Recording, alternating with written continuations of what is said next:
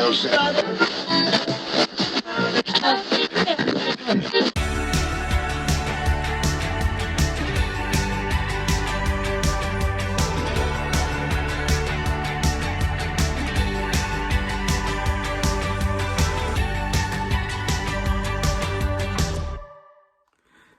welcome to Jason the Old Millennial. My name is Jason, speaking to you here in my basement in the great state of Kansas. Today's video, I'm continuing my long series I've been doing for a long time, counting down my 100 favorite albums. I am now to number 6 on my list, getting down there. We're getting close. I haven't done a video in a while on this, so I still hope to get this done this year, as I got 6 to go. But number 6 on my list is the album Who's Next by who else? The Who. Great name for a band that likes to use their name in a lot of their titles. But yeah, Who's Next? Big album, came out in 1971, their 5th studio album, and one of the greatest rock albums of all time. So let's get into it here on Jason, the Old Millennial.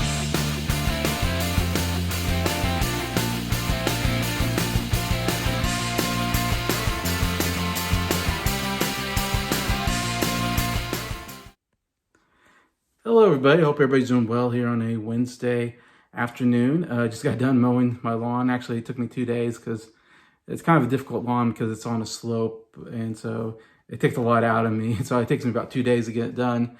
So yeah, I got that done. For the first time I had to mow the lawn this year, and weather's been pretty good. It's like in the 60s, so it feels pretty good outside.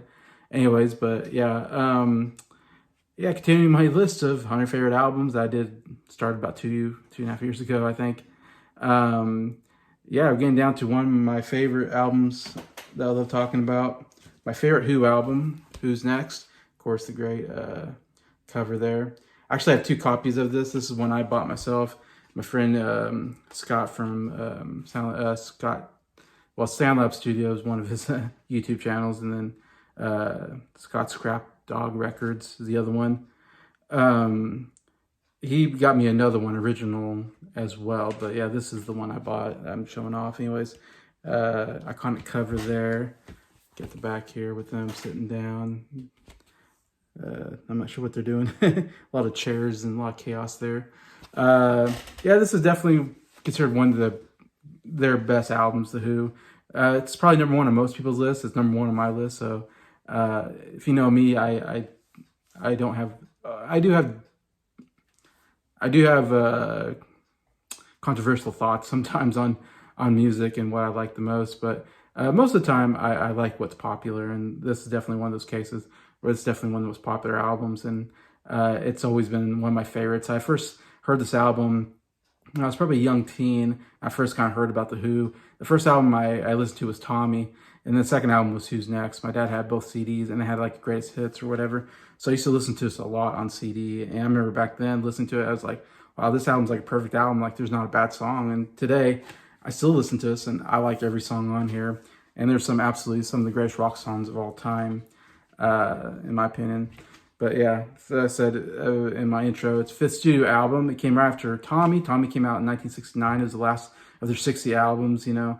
And Tommy was this huge rock opera, you know, huge idea. Pete Townsend, you know, it's kind of a genius coming up with these rock opera ideas, and he was kind of the big idea guy in the group. Obviously, he wrote a lot of the big songs for The Who, and so Tommy was this huge, you know, double album, big concept idea, kind of like a musical Tommy, which Tommy, I guess, is revised right now on Broadway. I think there's a new Broadway, what do you call it, revival right now of Tommy, interesting enough. But yeah, so he comes off Tommy. Tommy's a huge hit for The Who, and I think he was still on this idea of big ideas, big rock opera ideas. He was really good at that. And so coming up to this album, this is the first album of their 70s period, 1971. He wanted to do another rock opera, and he was going to call it Lifehouse. And I can't get into all the details, and be honest, I never really cared about the details of the rock opera. That never was. But a lot of songs are supposed to kind of, it's not as, unlike Tommy. Tommy really tells a story, and you really can get the story from the songs. Like this, I think there's supposed to be kind of subtle story there, but you don't really get it unless you like read into it a bunch. But it didn't quite tell a story just from listening. To me, it's just a bunch of great rock songs put together. It's definitely a period where the Who are experimenting more, which I like. This is definitely a change, I think. I feel like with Tommy getting to Who's Next, their sound changes a little bit from that 60s sound into this more experimental sound with a lot of synthesizers. I mean, he really used the synthesizer really great on two of the big songs here, and it's awesome what he does with the synthesizer. Anyway, so you're getting a lot of the synthesizer with the rock anyways. It's really cool and what makes them really unique as an album and as a band in this time period. Again, I think you have to thank Pete Townsend a lot for that. He really came up with a lot of these cool ideas. But for whatever reason, the rock opera didn't really pan out. And so they just put together this album, Who's Next? And these a lot of songs that he was writing for this project anyways. So what turned into, somewhat a failure for Lifehouse turned into one of the greatest rock albums of all time. And Who's Next? There's three pretty big singles off this album. I would say the biggest one is Won't Get Fooled Again. Considered probably it's my favorite Who song, for instance. And I think most lists you're going to see this is like one of the big, at least top 5 song for them, if not number 1 for the Who. And it went number 15 in the US, number 9 in the UK. And the other big one, and that's their closer. The opener is Baba O'Riley, which is another a song that's played a lot on the radio, one of their iconic, signature songs. And it went number 11 in the Netherlands, weirdly enough. I guess it didn't chart here in the US or the UK for a reason. It's a weird name, Baba O'Riley, which it took me forever to figure out what the song was, because it should be called Teenage Wasteland, obviously, because that's the chorus of the song. So I remember when I was trying to look for the song on iTunes back in the day, I'd keep on typing in Teenage Wasteland, and it wouldn't show me. I'm like, why is it not showing me this Who song? Because I'm just guessing that has to be the name. It wasn't until later I was like, oh, Baba O'Riley's the name. Why Baba O'Riley? It makes no sense to the song. He put two people's names together to do it. Baba, I know, was like a Buddhist thing, a Buddhist like guru that he was following. O'Riley, I can't remember what that sounds like, an Irish name. Somebody, last name of somebody that he knew, or I guess, or liked a lot. So he puts Baba O'Riley together as the name of the song. And it also has like one of the greatest synth intros of all time. Anyways, very popular, one of the big radio hits here. And then the other one is Behind Blue Eyes, which is kind of this, first starts off as a kind of ballad and then turns into a rock song, which I really like. And it went number 34 in the US. So I feel like those are 3 kind of big ones that were radio hits at the time. But I think all these songs are amazing. Bargain is underrated. It's one of their best rock songs. One of my favorite Who songs, actually. Really great rock song. But anything, Love Ain't For Keeping is fine. I like it fine. My Wife's probably one that people think are weak, but I still like it. Still, it's not bad. The Song Is Over is a great ballad. They have 2 really good ballads here, which the Who really didn't do ballads. Very rarely, you see. But this got 2 of the probably best kind of ballad songs, I would say. Song Is Over and Getting in Tune, 2 really good songs. Very underrated, I think.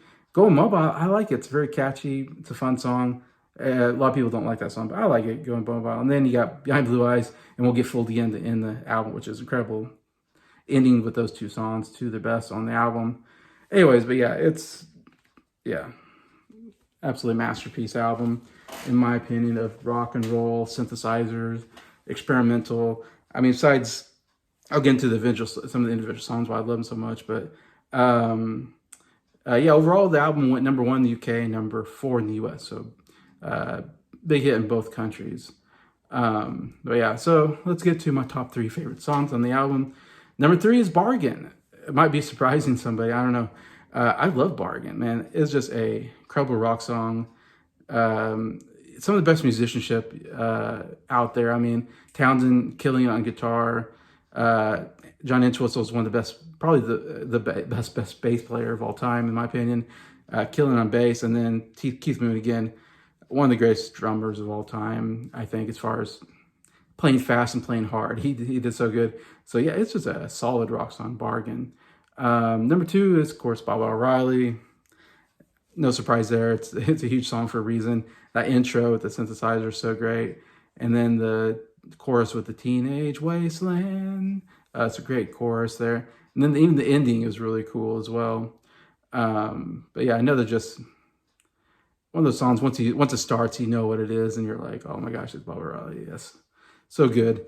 One I never get tired of. And then number one, the huge hit on here is one of my favorite rock songs of all time, and that is Won't Get Fooled Again. And I remember the first time hearing this and just being blown. My mind was just blown from the song.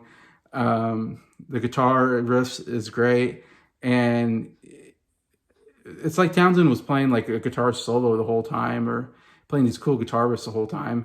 At the same time, John Entwistle was playing these incredible bass solos. At the same time, he's do do do do do do do do do. You know, he's doing like these really fast bass solos, and then Keith Moon is just, you know, just killing on the drums. Nothing's like the same. It's all different. The whole song, you just listen to each instrument, and you're like, I don't know how they're all doing this at the same time, and it all fits together so incredible. And then it has one of my favorite moments in any rock song of all time, I think, is that synthesizer middle kind of solo. And then the greatest rock scream of all time, Daughtry coming in with that, yow! And well, even before that, what was great is you get that long synthesizer thing, and then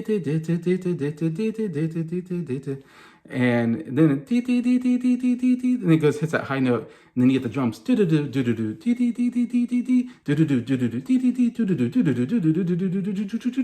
Ow! Like the build up to that scream is absolutely incredible. It makes the song a great song to one of the greatest songs of all time because of that whole build up from the synthesizer to the drums to the scream, and then we go right back into kind of the chorus. And yeah, it's just amazing. I listen to this all the time. Never get tired of this. Again, one of like top five. It's in my top 5 greatest rock songs of all time, in my opinion. It's just absolutely incredible. Yeah, and that's what really makes this album, like I said, number 6 on my list, because it has Won't Get Fooled Again, one of the greatest songs of all time, in my opinion. Plus Bobby Riley and Bargain, great rock songs. And I didn't even mention, you know, like I said, Behind Blue Eyes is a great song. Didn't even make it in my top 3. And then some of the other stuff. But yeah, it's just an absolutely amazing rock album. Probably the best rock album on my list. And that's why I have it so high here at number 6. So that's my number 6, Who's Next? I'm going to get into my top 5 next time. So we're getting to really, I mean, yeah, these are all just absolute 10 out of 10 albums, but definitely get into the greats of the greats here. So please feel free to comment. What do you think? Who's Next at number 6? Is it too high? Is it high enough? I'd love to read any of your comments. Appreciate anybody commenting. And just wanted to thank anybody who's watching the video. Thank you for anybody who's liking the video. And just thank you to all my subscribers for supporting the channel. I appreciate all of you, and I hope you have a good day.